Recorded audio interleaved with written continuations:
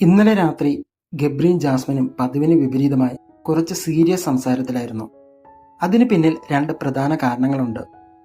താൽക്കാലികമായെങ്കിലും ഇന്നലെ ഗബ്രി ബിഗ് ഹൗസിൽ നിന്ന് പുറത്തുപോയി തിരികെ വന്നതാണ്. ഒന്ന് മാറ്റി ചിന്തിക്കാൻ ഗബ്രിയെ അത് പ്രേരിപ്പിച്ചിട്ടുണ്ടാകാം. ഗബ്രി ജാസ്മിനോട് പറയുന്നുണ്ട്, പുറത്തിറങ്ങിയാൽ ചെയ്യേണ്ട കാര്യങ്ങളെക്കുറിച്ച് വരെ താൻ ആലോചിച്ചിരുന്നുവെന്ന്. അപ്പോൾ ജാസ്മിൻ ചോദിക്കുന്നുണ്ട്, ആസ്ട്രേലിയയിലെ ഗേൾഫ്രണ്ടിനോട് എന്ത് പറയും? ഐ ലവ് യു എന്ന് പറയും എന്നായിരുന്നു ഗബ്രിയുടെ മറുപടി. എന്നെപ്പറ്റി ചോദിച്ചാൽ എന്ത് പറയും എന്ന് ജാസ്മിൻ വീണ്ടും ചോദിച്ചു. ഷീസ് മൈ ബെസ്റ്റ് ഫ്രണ്ട് എന്ന് പറയും. പക്ഷേ നിന്നോടൊപ്പം ജീവിച്ച പോലെ ഞാൻ അവളോടൊപ്പം ജീവിച്ചിട്ടില്ല.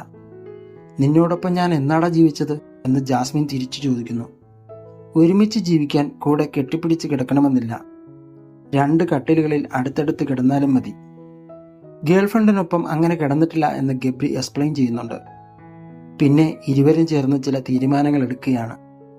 തെറ്റുകൾ ചൂണ്ടിക്കാണിച്ചാൽ പരസ്പരം അംഗീകരിക്കണം. ആരൊക്കെ വന്ന് എന്തൊക്കെ പറഞ്ഞാലും ഓപ്പോസിറ്റിൽ നിന്ന് കളിക്കേണ്ടി വന്നാലും നമ്മൾ ഇപ്പോഴത്തെ പോലെ തന്നെ ആയിരിക്കണം. തലച്ചോർ എന്ത് പറഞ്ഞാലും ഹൃദയം കേൾക്കരുത്. തീരുമാനങ്ങളെടുത്ത് പരസ്പരം ഐ ലവ് യു പറഞ്ഞു ബെസ്റ്റ് ഫ്രണ്ട്സ്. ഏത് വൈൽഡ് കാർഡ് എൻട്രിയെയും എതിരിടാൻ തയ്യാറെടുത്തിരിക്കുകയാണ് ഗബ്രിയും ജാസ്മിനും.